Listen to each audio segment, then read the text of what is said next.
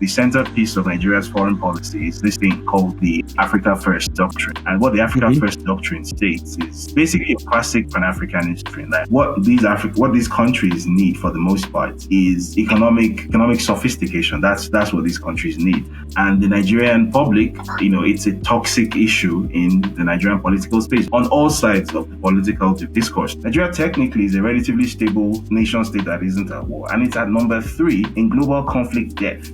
African countries generally tend to do business with anyone who has money to spend. I don't think there's any appetite anywhere in Africa to be recolonized by stealth by any power, be it the Russians, be it the Chinese, be it the Americans. This is The Global Gambit.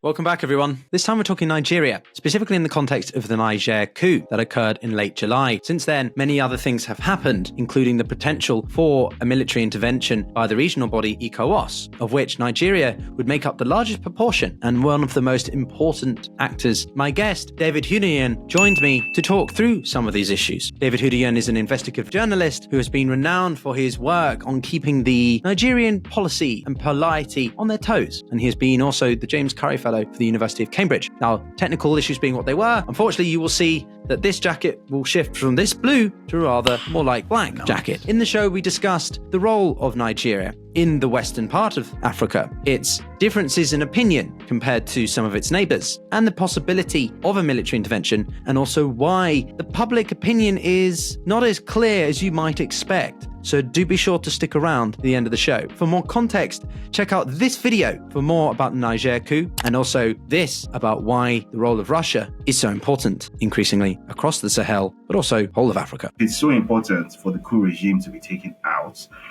There are, I think, much more intelligent ways of doing it than by rushing into that country with your military, which, by the way, is not equipped to handle this type of conflict. I repeat, the Nigerian military is not equipped to handle this kind of conflict.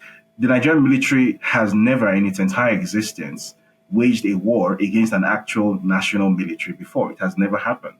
The 3 major conflicts that the Nigerian military has ever had in its existence, first of all, the Nigerian Civil War of 1967 to 1970, which fought a war against poorly armed Biafran separatists. What we euphemistically refer to as the Nigerian Civil War, but it wasn't really a war. It was a slaughter. It was a genocide, right?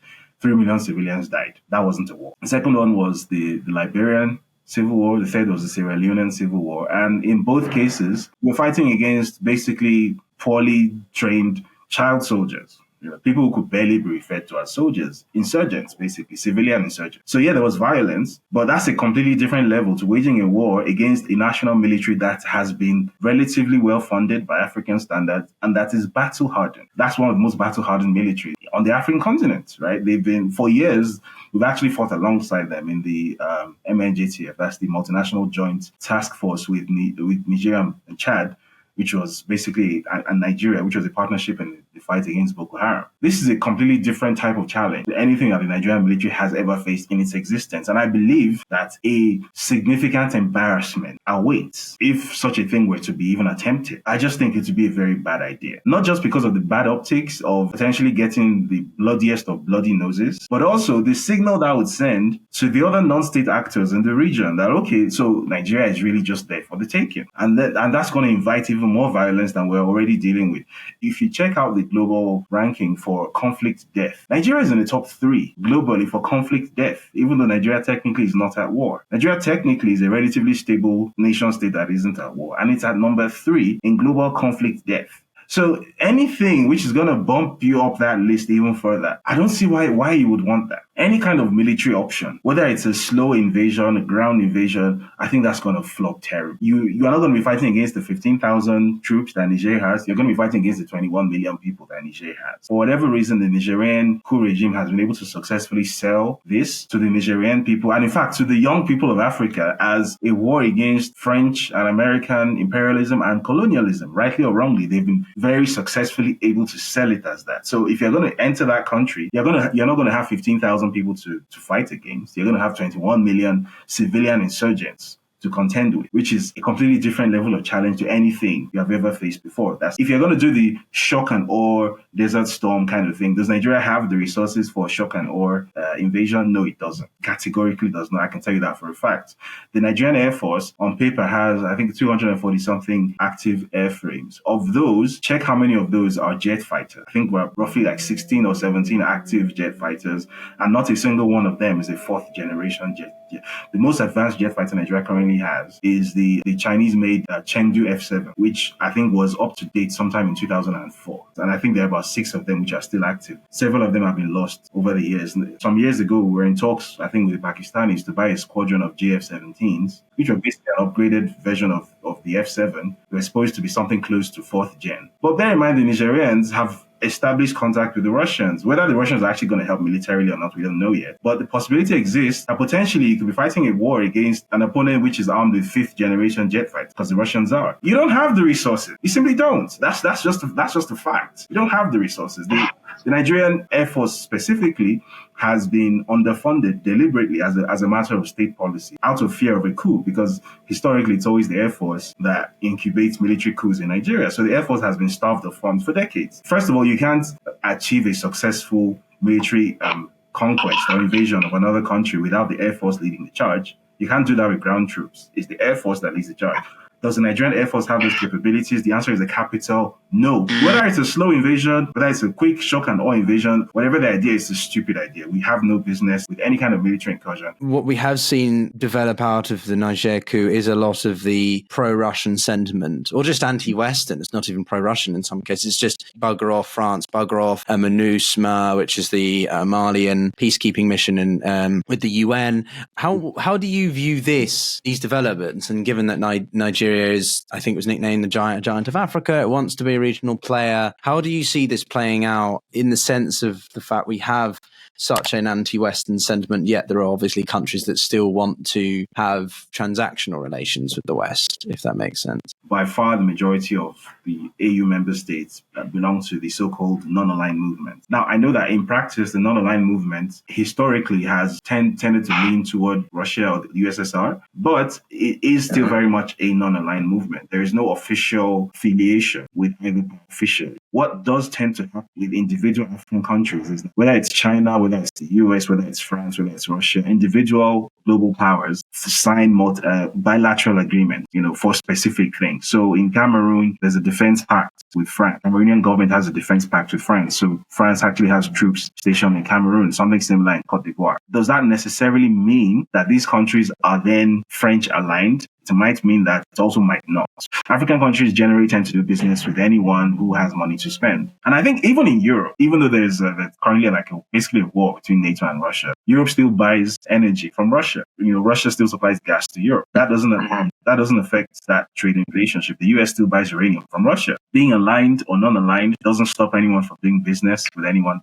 And in the African context, I don't think there's any appetite for African countries to adopt global alignments that we are aligned with US, we are aligned with Russia. Africa has poor memory of most global players in terms of what they have been responsible for on the continent. Perception, both in diplomatic circles and on the street, these are all bastards, pardon my French. So basically, we deal with everyone on a very transactional basis, on a very transactional level. So Niger is willing to carry out is essentially willing to consummate a transaction with Russia. In this instance, that, okay, in return for some defense support, maybe you get some concession here, or maybe you get to whatever foreign policy goals it is that Russia is pursuing there, whether it's to disrupt the gas pipeline project so that Europe doesn't gain energy independence from Russia. That shouldn't be misconstrued as a sort of subtle colonization of the Nigerian state by the Russians. I don't think there's any appetite anywhere in Africa to be recolonized by stealth by any power, be it the Russians, be it the Chinese, be it the Americans or the French. I don't think there's any appetite. I don't think even Nigeria sees itself traditionally as a Western aligned country. The centerpiece of Nigeria's foreign policy is this thing called the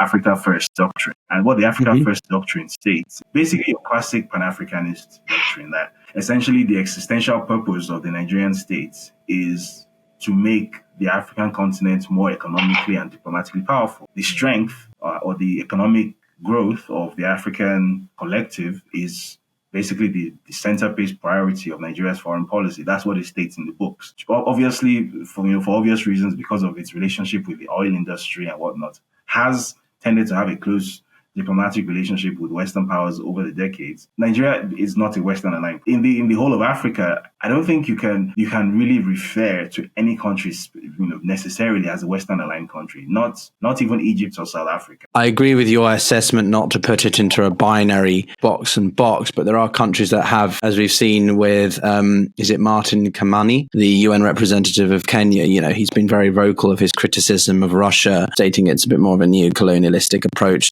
over Ukraine, but he's also highly critical of the West and the hypocrisies that they've shown during some of his speeches in the Security Council. Are there other countries that are more Russia-aligned, though, just to be devil's advocate on that point? There are certainly countries that have Russian military involvement. So I think Mali and Burkina Faso specifically, there's definitely some level of diplomatic cooperation between them and the Russians. The so-called Wagner group is active in those places.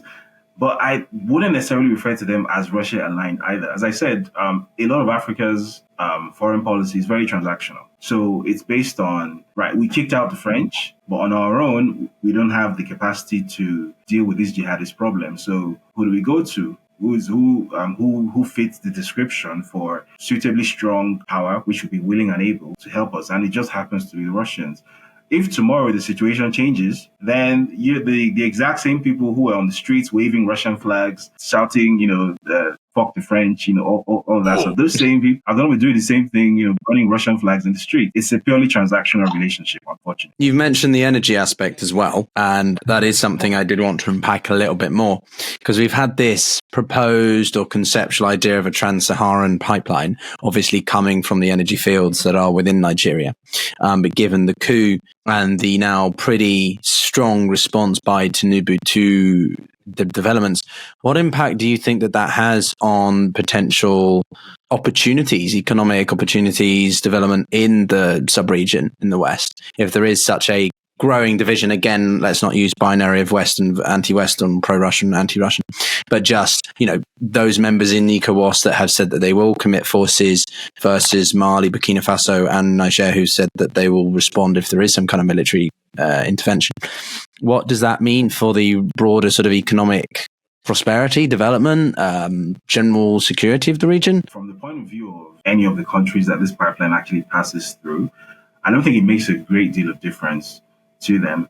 I think the country which was going to benefit in any way from the pipeline on the African side was probably Nigeria. As I've said elsewhere, I don't believe it necessarily serves Nigeria's interests at this point to dedicate its gas production to fueling Europe. I think Nigeria has a huge energy deficit at home. Nigeria needs at least 100,000 megawatts of electricity generation to achieve the economic velocity needed to escape poverty. And currently, the Nigerian National Grid wheels out only about 5,600 megawatts, which is basically like less than the consumption of Heathrow Airport in London. And that's the entire country.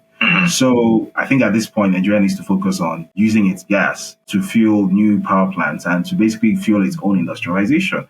I don't think selling gas for a few $1 billion a year to Europe is useful to Nigeria, because those few $1 billion are just going to end up in Europe or in the Cayman Islands anyway. It's not going to be useful to Nigeria.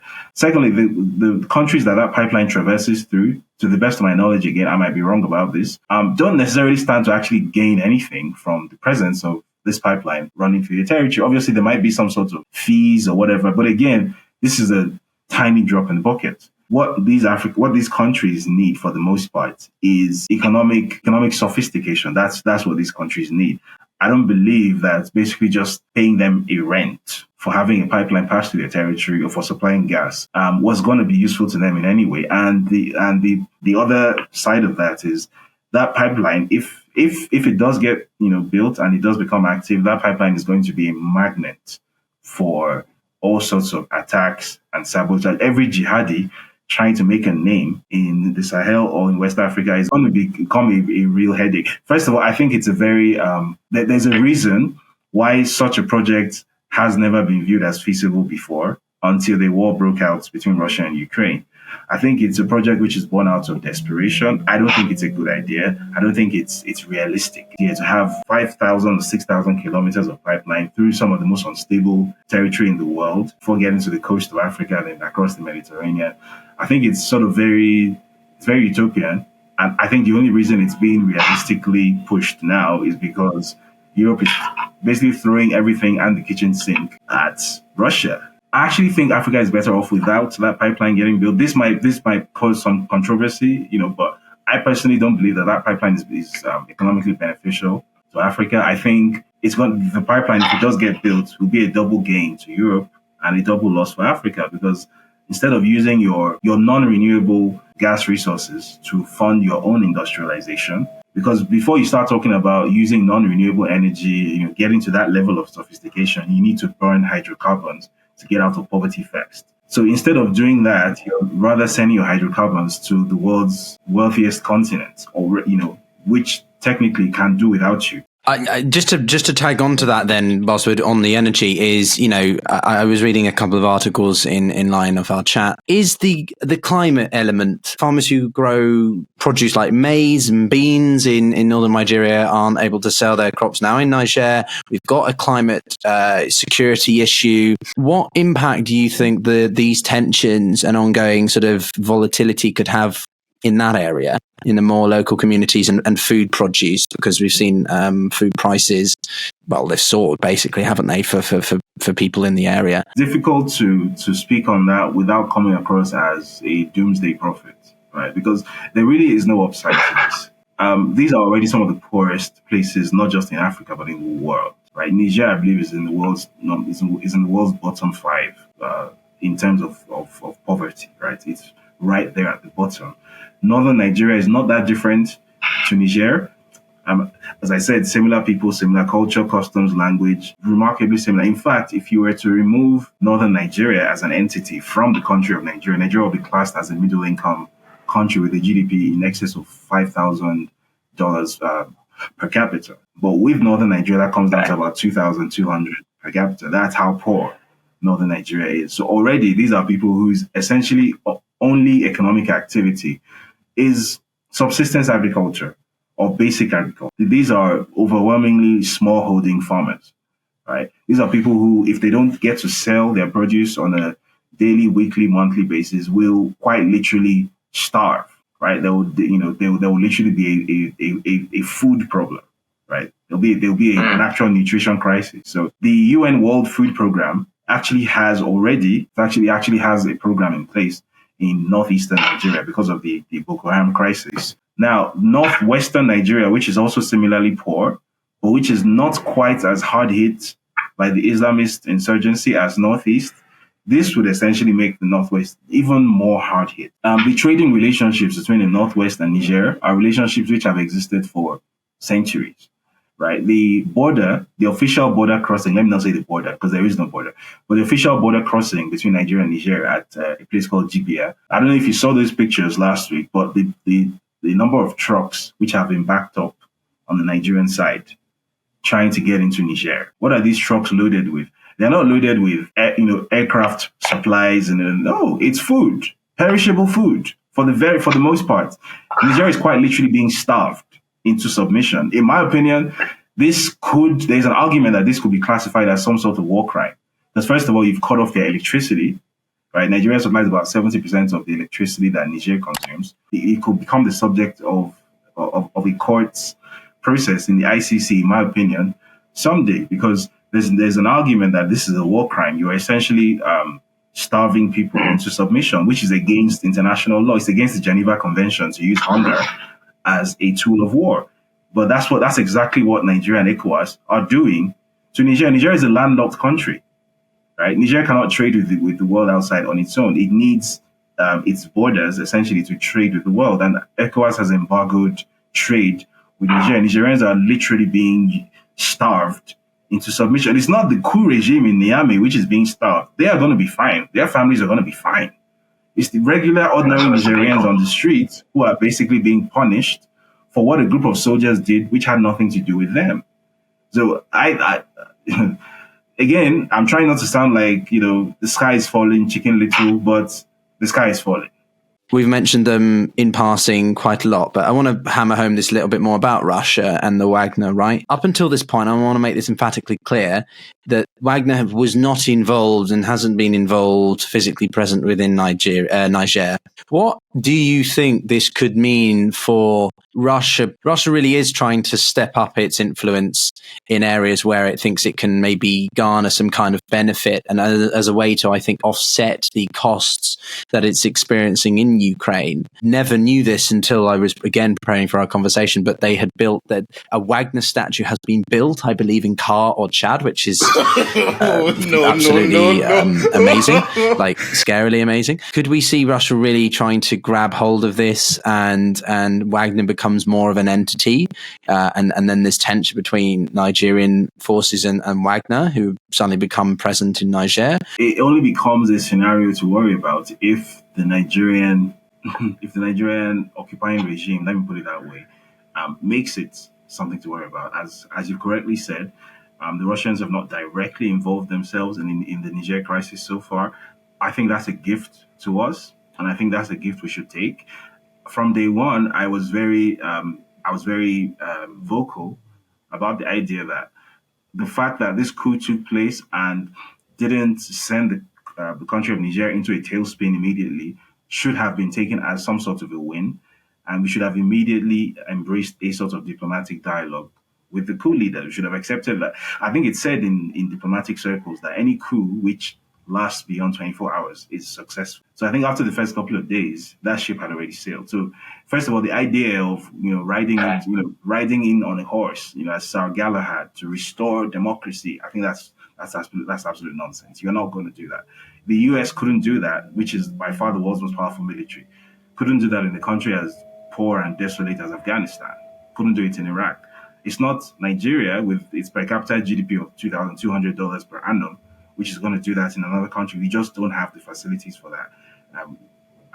I think maybe on an institutional level, the Nigerian government and the Nigerian military lack humility. Being that they've escalated the situation to what it is now, and there's a possibility that the Russians could essentially be on our doorstep. Historically, Nigeria and Russia have not been antagonistic to each other. You may or may not be aware that in fact, as of 1979, the world's largest steel mill was actually built in Nigeria by the Soviets. I mean, it's never worked. It's never produced a single gram of steel in its existence. It's a huge white elephant. But that's just to give you an idea of the sort of relationship traditionally which used to exist between Nigeria and the Russians. So Nigeria and Russia are not antagonistic to each other, traditionally speaking. As I said earlier, Nigeria on paper still remains a non-aligned country whose foreign policy is dictated by the Africa First doctrine. Unless the current occupying regime in Abuja is unwise enough to essentially adopt Victoria Nuland's sort of very hawkish position and then become sort of anti-Russia in a way that it was simply not equipped to be, I think we're best served by essentially just staying out of it, to be honest. Russia clearly has some sort of strategic goals in Niger. That much is clear. What is also clear to my eye is that those strategic goals do not necessarily impact on Nigeria, right? So we should take it as a gift that a country on our doorstep, which has all these geopolitical storms going on within it, is still able to remain relatively stable in such a way that keeps the jihadi problem of Libya still largely contained in Libya. Because the minute that door is opened, Nigeria does not have the capacity to deal with the chaos that is coming. If more of their brethren from the North Sahel and from Libya are imported into Nigeria via Niger, we might not be a going concern as a country much longer. So pretty much I think just we need to find a way to save face and back out of all of this. We've sort of boxed ourselves into a corner, or let me say Tinubu has boxed himself into a corner by being unnecessarily hawkish, right? This is his first ever experience of real international relations, because he has always been very much a local player. This is his very first attempt at being in the wild. He has clearly failed woefully. He has no idea how the world actually works or how dangerous the world actually is. He seems to think that this is like a microcosm of Lagos. It's not. So I think at this point, whoever is advising him needs to find a way to give him a soft landing, to sort of backpedal softly, and maybe hide behind the ECOWAS masquerade as he has been doing, and make it seem like, oh, ECOWAS has changed its mind, so we're backing it. I think that's what needs to happen. I see. Okay. I mean, like Nigeria, I think this is Nigeria's, fifth coup now? I think Nigeria's had 5 since 1960. Tinubu, I don't know how much this influences his thought processes or approach to this. As you say, he's more of a local player, and now he's trying to play big power politics. I guess the last thing I would like to emphasize, what are the takeaways you would want people who are following this, who aren't necessarily expert? This conversation was one I wanted to have with someone who's from knowledgeable on the region, like yourself, as well as talking to sort of, non-African entities or people. What would you say are the main takeaways or things you want people who are listening and watching to look out for in there? What I personally would look out for is how ECOWAS is going to back out, because to my eyes it's almost impossible now for a military invasion to actually take place, except someone actually takes leave of their brains. A lot of the saber rattling that has taken place is just that. It's saber rattling. The AU, I think yesterday or 2 days ago, basically put a kibosh on this. The AU voted against, sent out a communique, basically saying that it is not in support of military action in Niger. So if the AU has said that, we already know where the UN Security Council stands on that. And obviously Russia also has a veto vote on the UN Security Council regardless. So which essentially leaves just Nigeria and ECOWAS as the entities which could, in theory, carry out some sort of unilateral incursion. The Nigerian Senate has already said, absolutely not. You're not giving permission to deploy the military in Niger.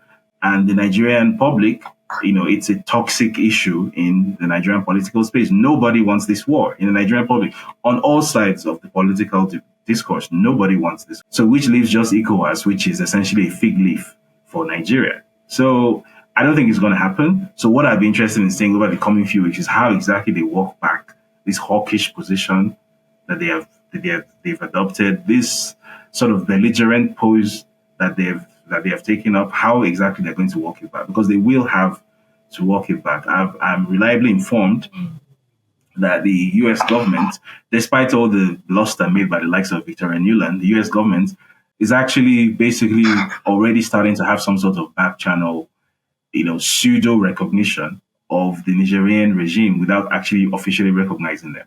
So essentially, after urging Tinubu to go, make an ass of himself, the US has done what the US tends to do and has basically backstabbed him, right? And they're going to leave him with a huge egg on his face. So it'd be very interesting to see how all of this plays out over the coming. What does this do for the reputation of ECOWAS? What does this do for the AU? What does this do for the UN more broadly? Onlookers from within Africa will think of these as primarily Western vehicles, right? It just delegitimizes the entire thing. What does this do for, I guess, things like democracy as well? Not just whether it's West versus East at the exploitation of Africa, but what does it do for, countries that want to develop democracy? Are we going to see a vying for this sort of model of democracy versus autocracy in Western Africa play out more?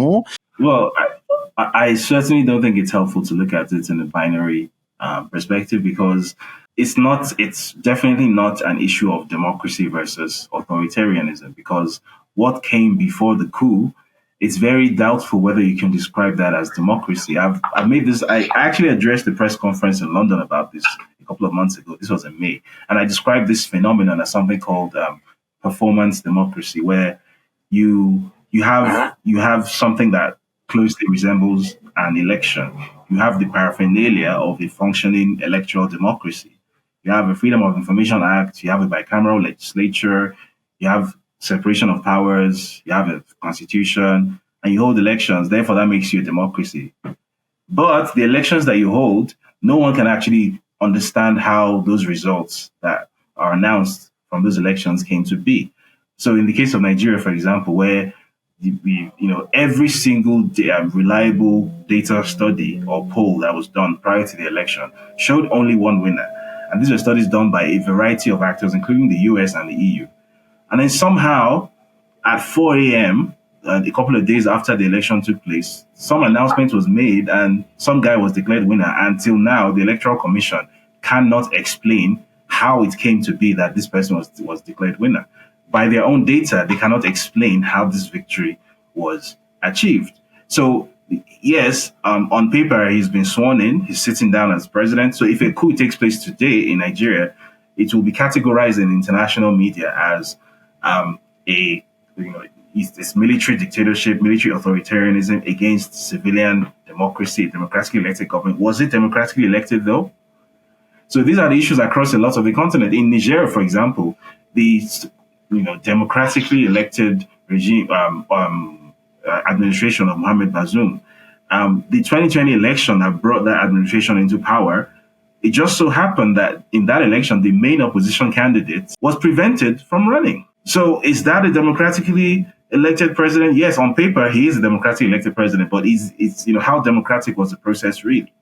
So I think these are actually the issues that are coming to the fore across Africa now, where African youth are like, do you know what?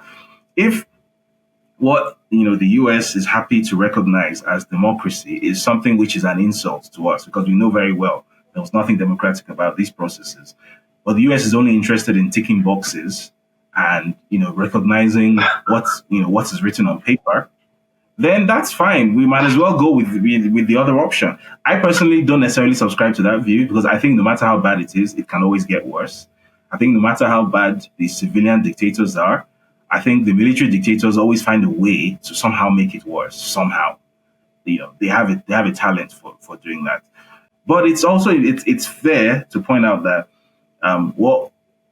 just for the fact that there is a civilian administration which came in through a supposed election in Africa, that doesn't necessarily make it democratic. There is such a thing as civilian dictatorship. So if a coup takes place after he hands over the country to his son, are you then going to say, oh, a democratically elected administration has been deposed? These are the issues. So it's not just about mouthing the word democracy and interacting with the paraphernalia of what looks like a functioning democratic state, but it's also by engaging with the actual levers of democracy, which the US seems very unwilling to do. So, obviously, this is not to say that it's the responsibility of the US to fix African democracies. Obviously, that's nobody else's responsibility. That's our job. And that's the job some of us have taken on ourselves. But it's just important to contextualize it, that it's not a simple binary issue of dictatorship versus democracy. It's a lot worse than that. As you say, I think the US does have this habit of being like, well, we will enforce democracy if it suits our national interests and self-interests and so on. So no, there's a lot of hypocrisy there and inconsistency, 100%. And I appreciate the objectivity that you brought with it, and not just saying, oh, Niger is better under democracy. And we've been having conversations about this across the globe with different people, because I think, largely speaking, democracy is a overused word. It's an opaque word. And I had one conversation with someone on India many months ago, and he said, it is a democracy, but it's not a Western style democracy. And you can argue that is, Kenya or South Africa or any other African nation, wanting to become a Western style democracy, or do they want to have their own interpretation of that? So no, 100%. But David, it's been a pleasure. Thank you so much for your, time and input on this podcast. Everyone, if you're watching on YouTube, thanks very much. I hope you enjoyed the conversation. There'll be some stuff over here somewhere you can click and follow. If you haven't already, consider subscribing, and to all my patrons who make this possible as well, particularly like those of you like Matt. Thank you very much. But other than that, I shall see you on the flip side. Take care, everyone. Ta-da.